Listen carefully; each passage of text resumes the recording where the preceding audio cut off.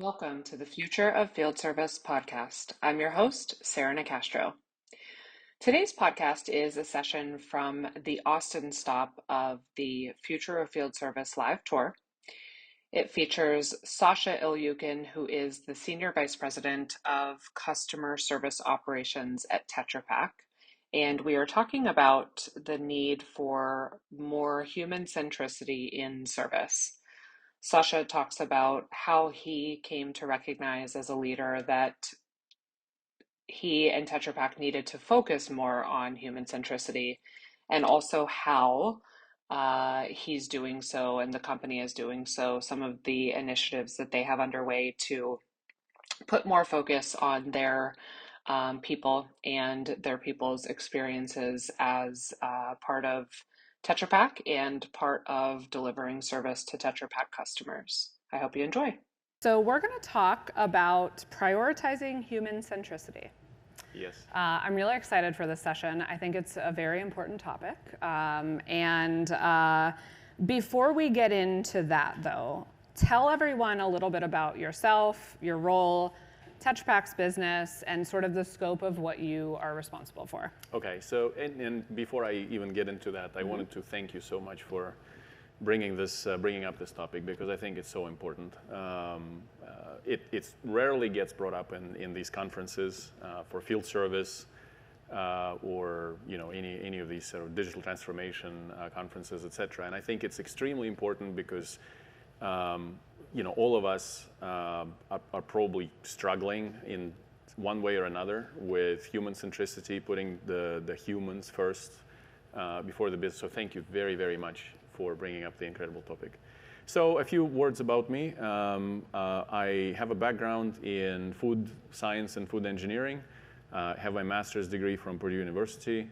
I joined Tetra Pak 21 plus years ago in field service. So I was with a toolbox in hand and traveling around fixing stuff.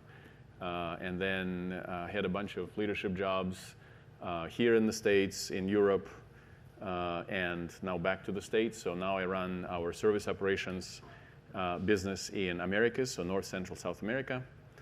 Tetra Pak, for those that may not be familiar with us, we are big in food and beverage. We're a privately owned company, almost 70 years old. And we make equipment to make food.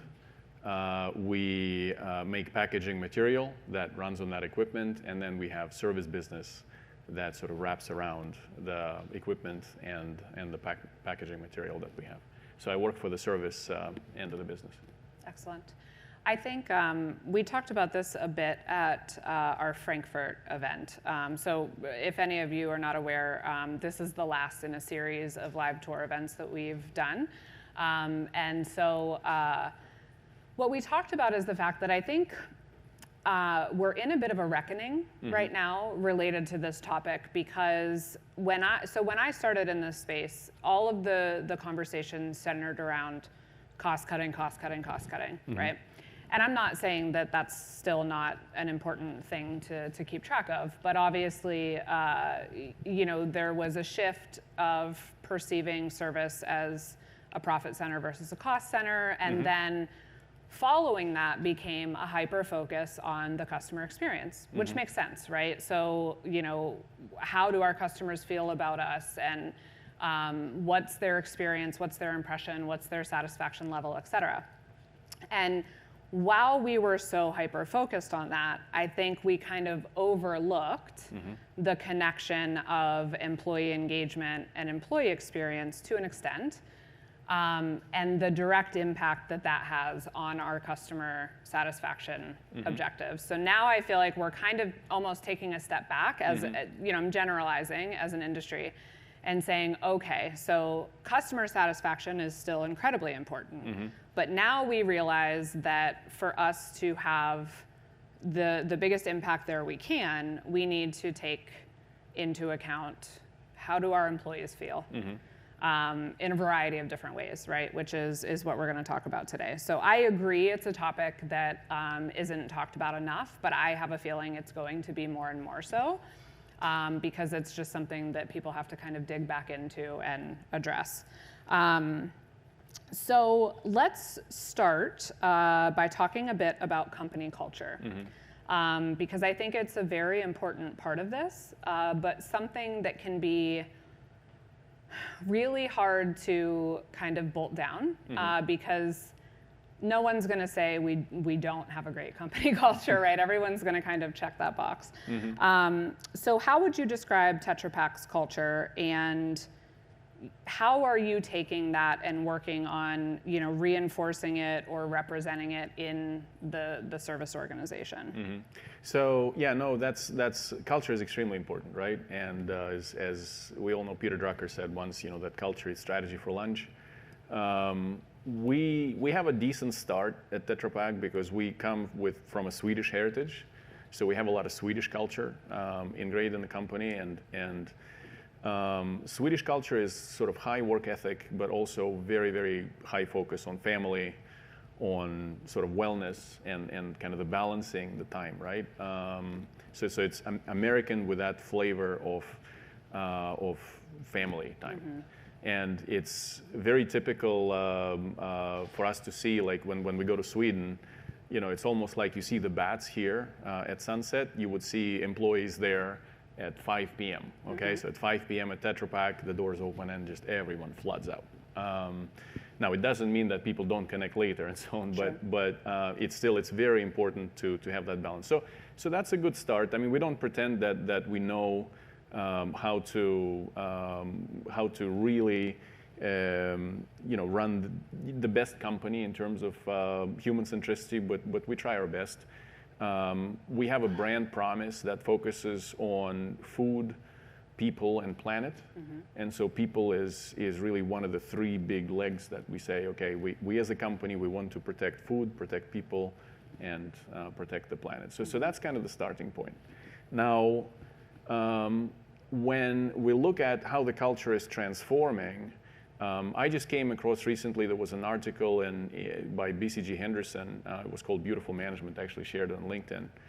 And I thought it was a brilliant article in a sense that, where the industry is changing from sort of the standard Fred Taylor's scientific management, where we look at KPIs, balanced scorecards, and how we do, to how do we drive empathy? How do we drive engagement, right? How do we drive innovation related to that, right?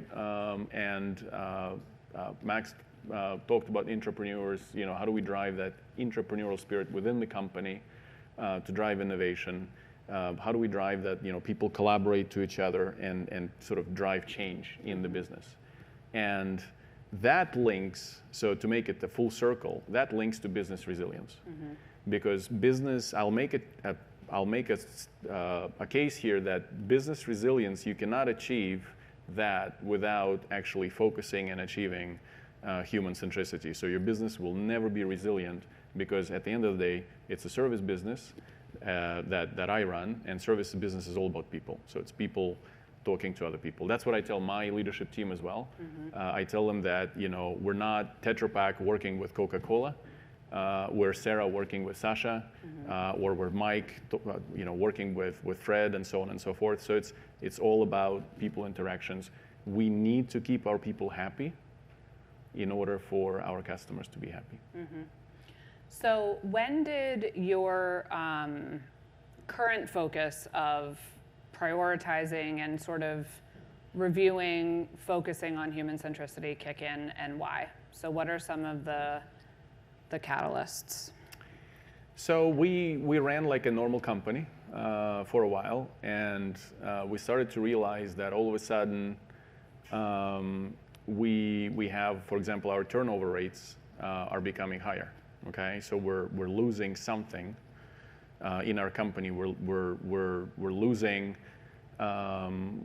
somehow the attractiveness for the people, because all of us, I mean, it's still, our turnover is still in single digits, but it doubled in the past 3-4 years.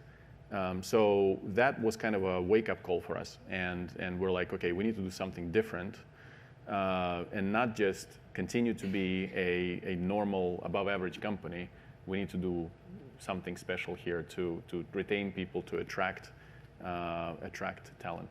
Yeah. That was the wake-up call. And I commend you for that, because I think a lot of people could look at that doubling and just say, well, it's because of the pandemic and the surrounding issues, right? And sort of almost take a defeatist stance of, well, it is what it is, so what are we going to do about it? And instead, you're taking a more proactive approach of, okay, so these are the facts, and regardless of what external factors are weighing in, we need to sort out how to do better.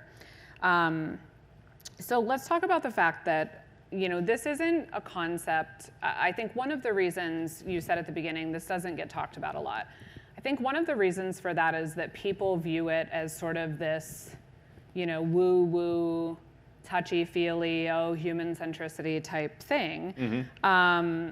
But that's really not the case. I mean, it is proven that companies that have better employee engagement and employee satisfaction have better results, right? And so what are your thoughts on how you balance this focus?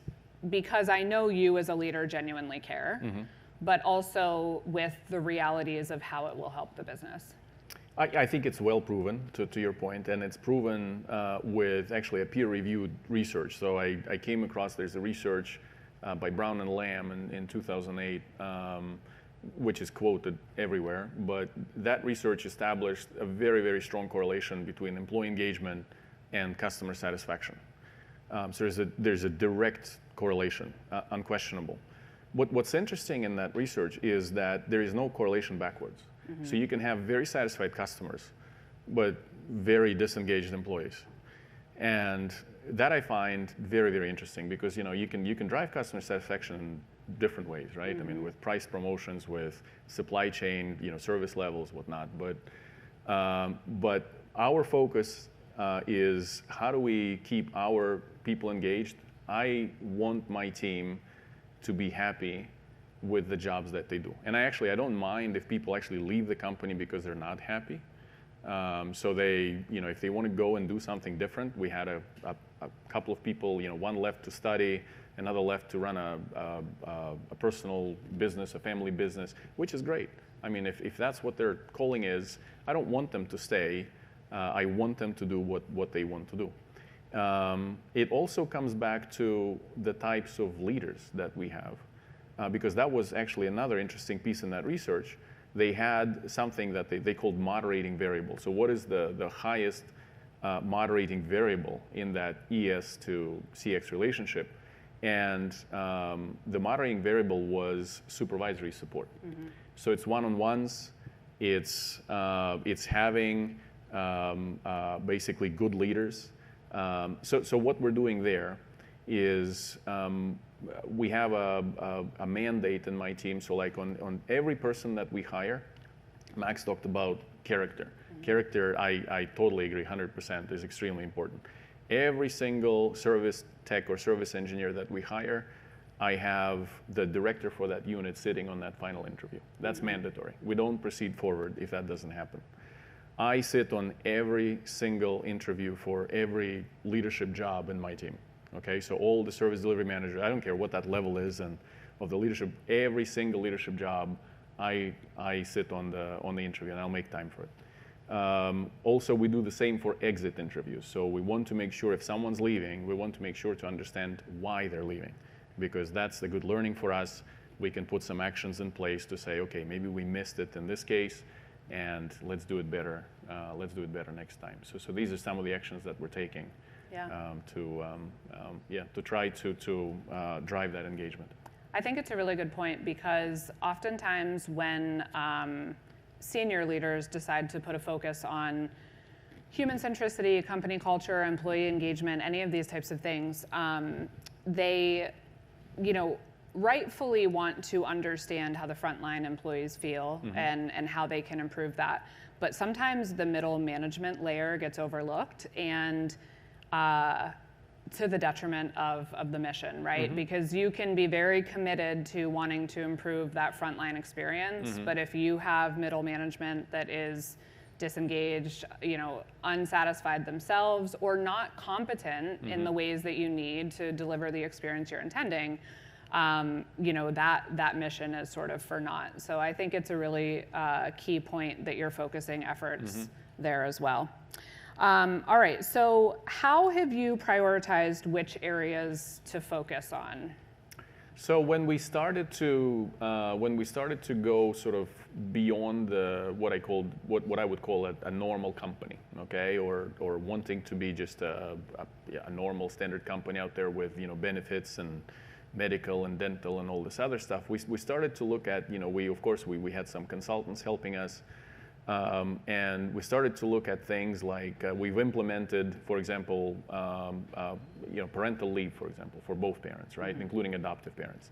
We implemented flex hours, and we wanted to implement flex hours for the field service as well. So because typically if you implement flex hours in the office, then the field service people start to complain like, yeah, these guys in the office, I mean, they get to do whatever, everything. Yeah. I mean.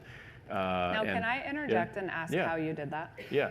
So like what that looks like, because I think it would be good for people to hear a real example, because this is an area, just as an example, that comes up when you start talking about employee engagement and human centricity in field service specifically. You run into a lot of people that say, well, that's just not possible because of the nature of the operations or the work. Right. And we need to get creative in looking for solutions. That's exactly the point. So so what we've done is we looked at the types of contracts that we have, and luckily a lot of the service contracts that we have actually have people at customer sites for a fairly prolonged period of time, right? Whether that's installation or doing services or doing production support and so on. So we're not the type of business where our service tech would come for a couple of hours and just leave, right? So we're typically there for longer time.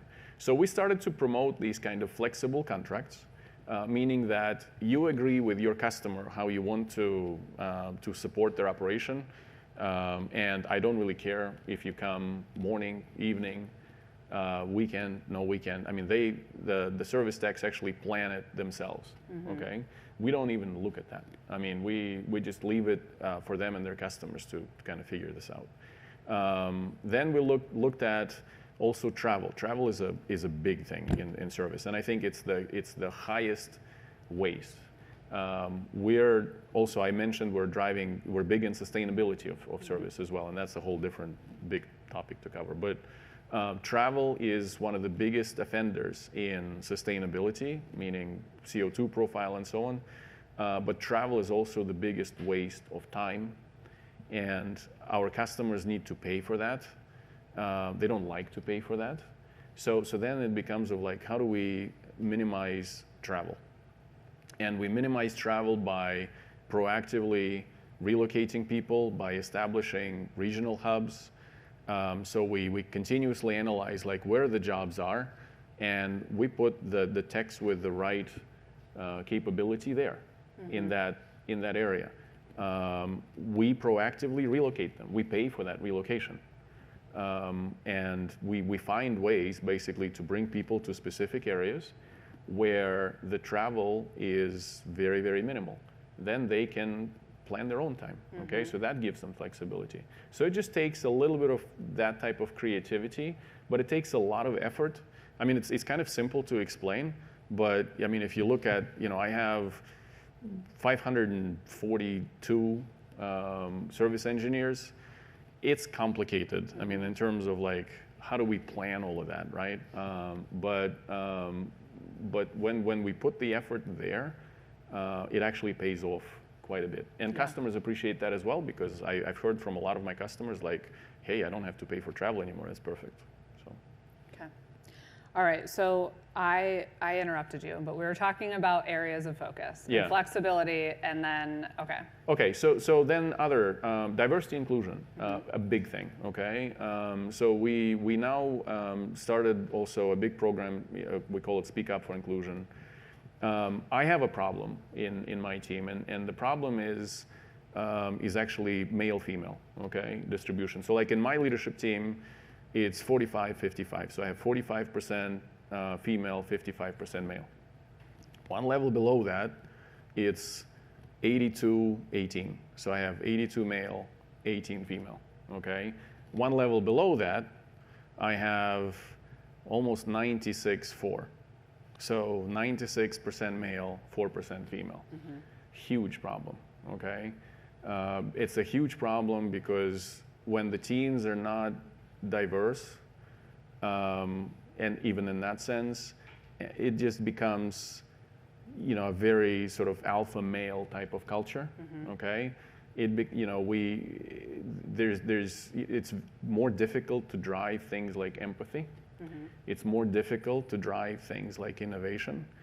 So we see it firsthand that the teams that are more diverse, we see much more engagement, significantly higher levels of engagement, and we're putting a lot of effort to actually build that pipeline. But it's difficult in field service. It's extremely difficult. Yeah. So that's another big area. Then mental wellness also. Right before COVID, I don't know who had that idea, but this was a corporate program. But right before COVID, we started with this program that's called "It's Okay Not to Be Okay." And it actually, first it was seen as a kind of a formality, okay, like every company has some sort of a mental wellness hotline and whatnot, but we didn't believe when we looked at the statistics of that and the types of help that people were getting, and we just realized, wow, I mean, that's extremely important as well. And meditation, Max mentioned meditation. We also have things like these sort of what we call detox videos. It's an interesting practice that was introduced to us by Ariana Huffington. She spoke at one of our events, and it's a 2-minute video that, I mean, all of these Gen Zs and Gen Xs, I mean, they can create it in like 5 minutes, and you just put together like a bunch of pictures of things that you really like. So maybe your family or places that you like and so on. You put it against a music background that you really like, and you make it like 2 minutes long, okay? And when you're stressed out, or you have like 3-4 meetings in a row, and then you just need to kind of relax, or in field service, when you're in a tough job, the customer is just on you all the time. Step out, take 5 minutes, and look at that video. Breathe in, meditate. It helps a lot.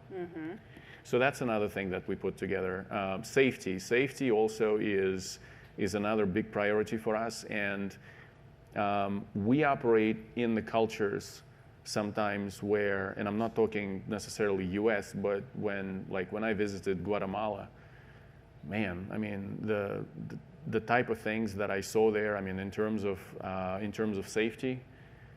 You wouldn't believe, right? I mean, it's people are running completely unsafe production, and with open machinery, all kinds of bypass safety, etc. And our field service engineers were always complaining to us, like, what can we do?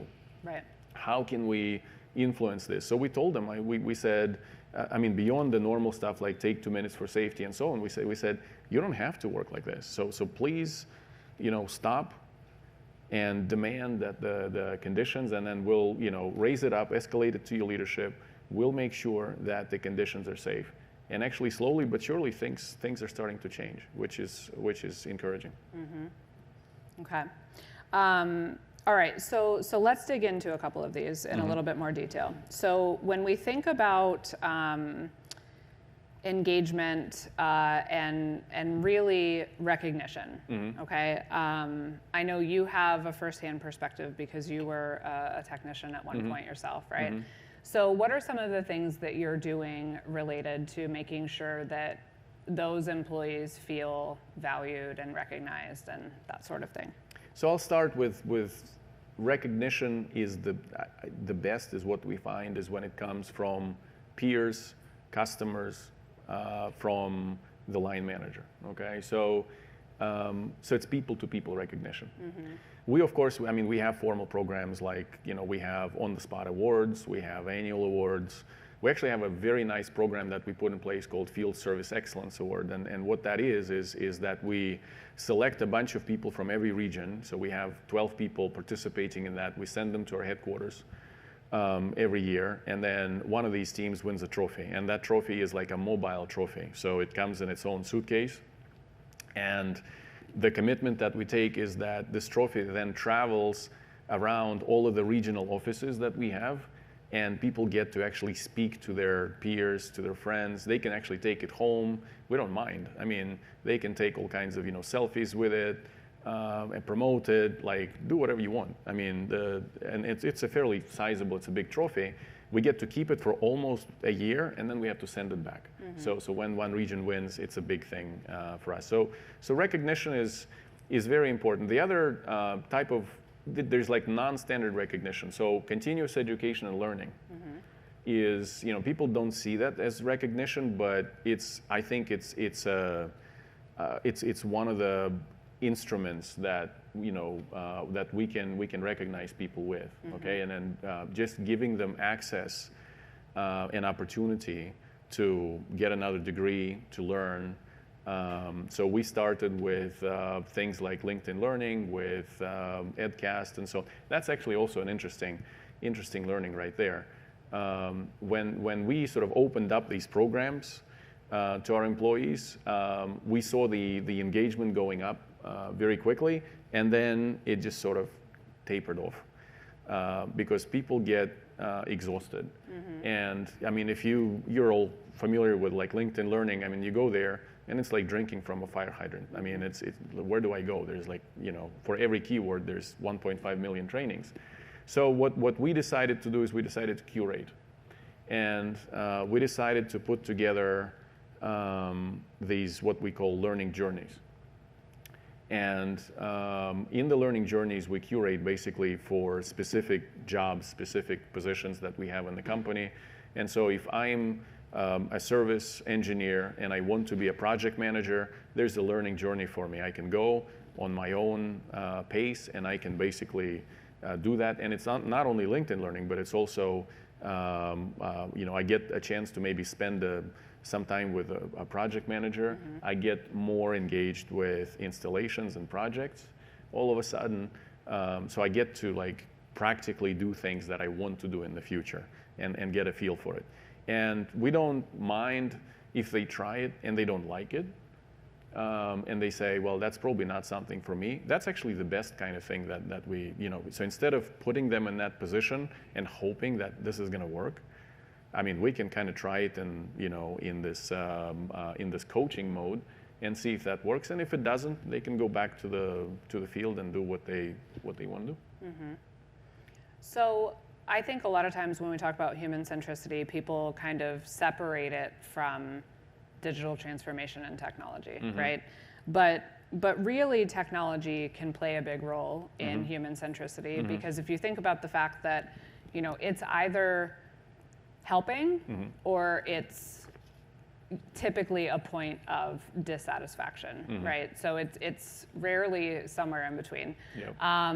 So how does technology factor into your overall strategy? We all learned the hard way during COVID, and you can get really exhausted with technology. Zoom and WebEx and Teams and whatnot. I mean, you can get really exhausted with that. But it comes down, I think, to employee experience. So we see technology as how do we enhance the employee experience? And when we implement different types of apps, so we have apps for field service, IFS, right? I mean, we have apps for safety, we have apps for learning, et cetera, et cetera.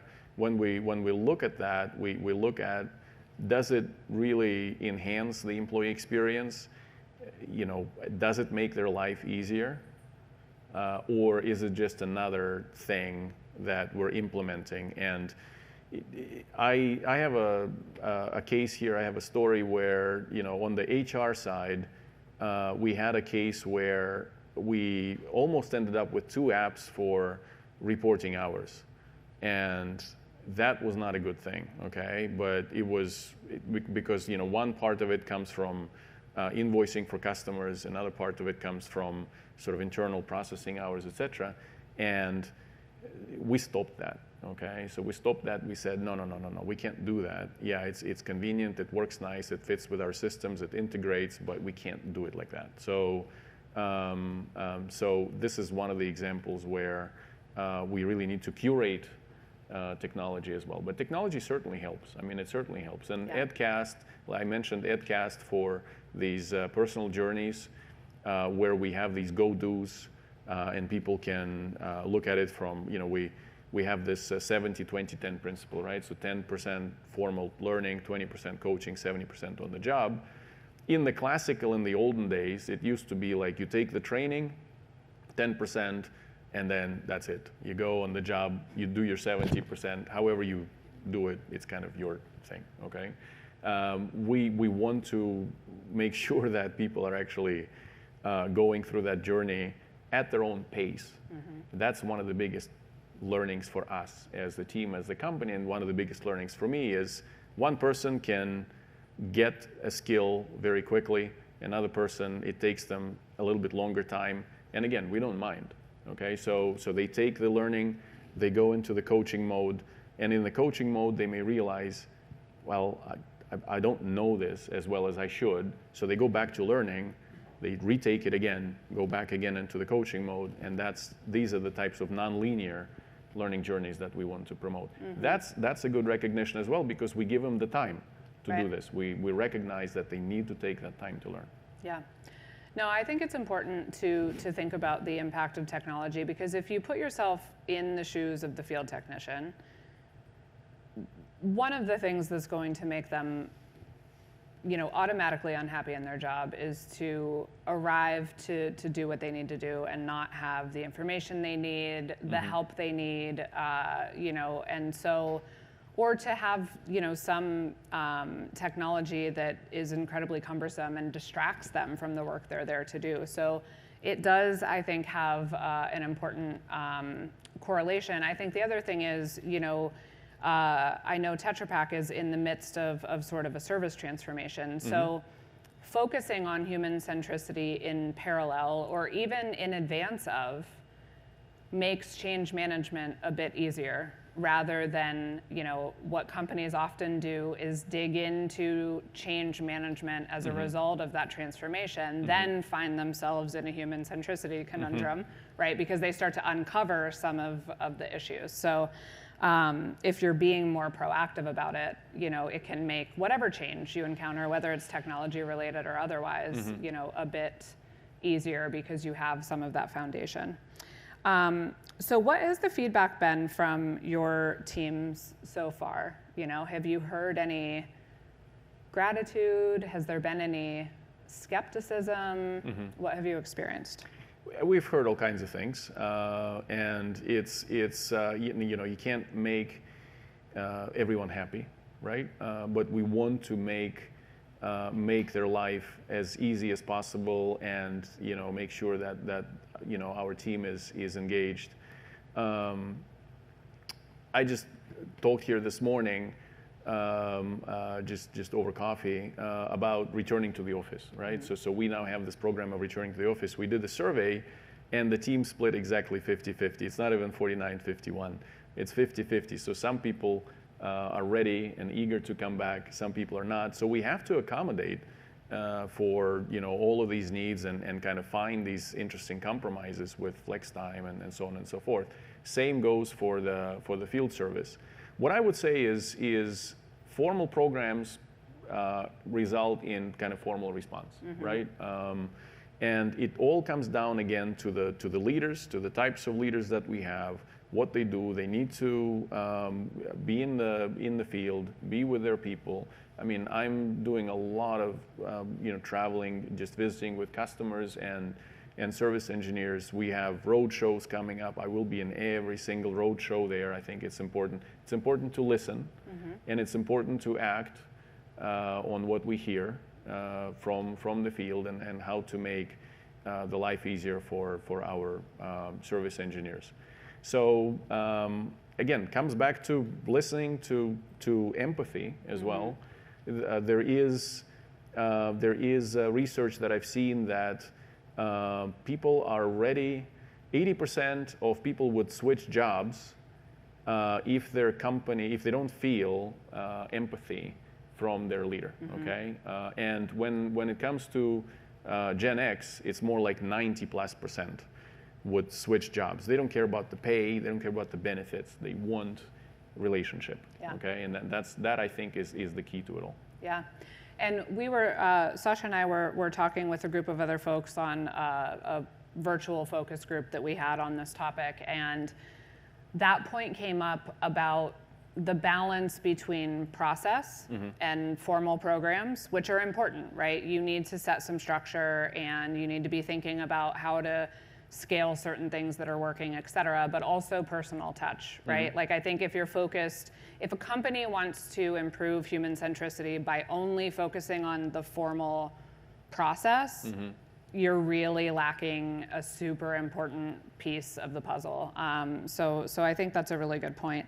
I also think it's a good point about, you know, you said you need to always be listening. And I think that's the other thing, is that this isn't a focus that, you know, you dig into, you make improvements, and then you move on. Okay, it's something that needs to just become a course of continual improvement and adjustment, right? So that's where I think the process is helpful, is the process of engaging and listening, so that you have that insight into, okay, how are people feeling? You know, what are they liking? What are they not liking? To your point, you cannot make everyone happy, but I think there's a lot of lift that comes from just being authentically engaged and being willing to listen, even if you cannot and will not address every piece of feedback, right? So I think that's really important as well.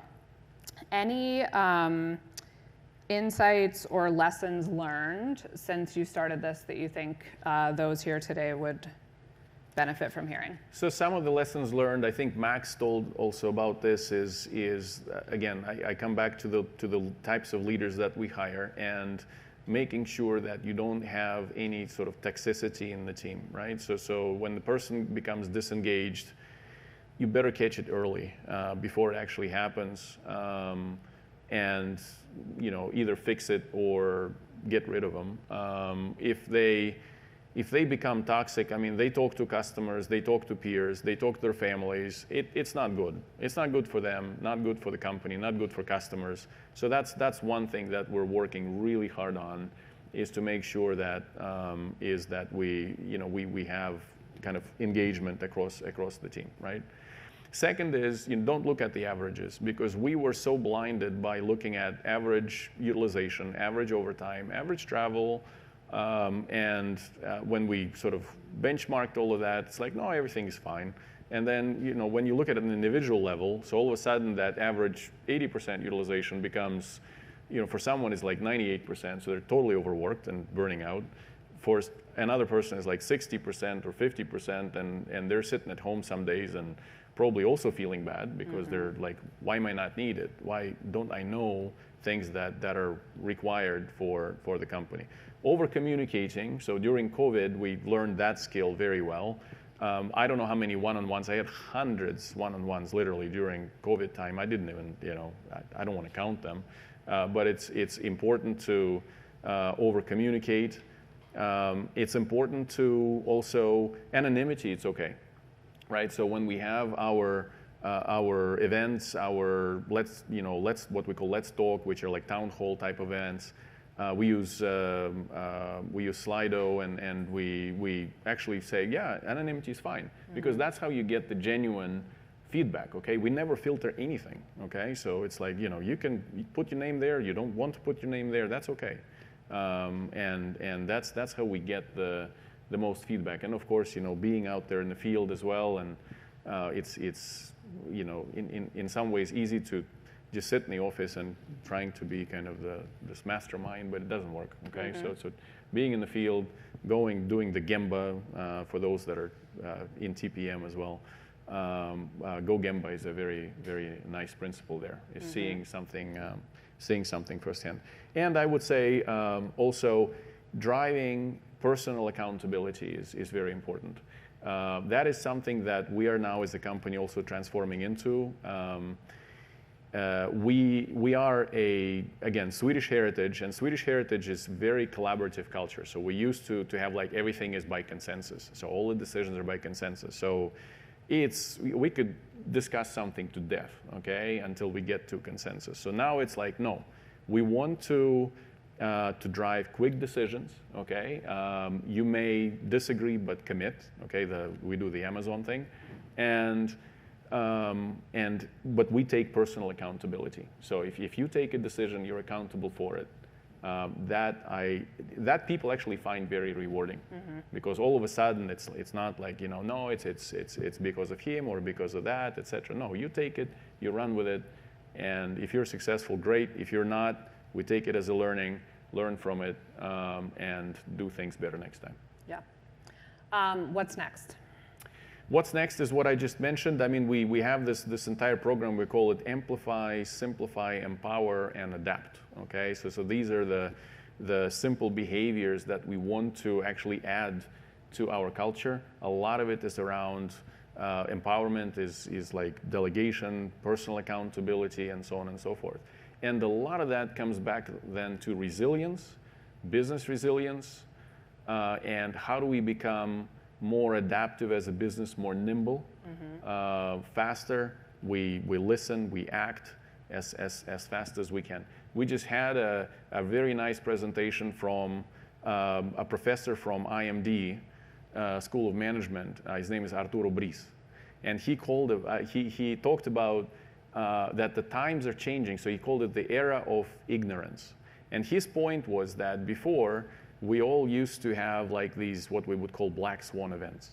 So everything is normal, and for like 5 years, and then all of a sudden comes the black swan, right? Or what we would call it a tipping point, or disruptive innovation, and all of a sudden you need to be prepared for it and so on. And he said now he calls it heffalumps and woozles. So for those of you familiar with Winnie the Pooh, these were the fictional characters that came to Winnie the Pooh every night in his nightmares. And he said, now is the time of heffalumps and woozles, because they come to us every day. So we had COVID, and then after COVID, we have this terrible war with Russia invading Ukraine, and now we have supply chain issues, and now we have monkeypox, and it's like every day you wake up and then there's a couple of other things, just add them, okay? So the point is we need to be resilient, nimble, move fast, take accountability, and all of that comes down to human centricity, because we all rely on each other as a team. If we don't have sort of good people around us, good engaged people around us, then the business is doomed.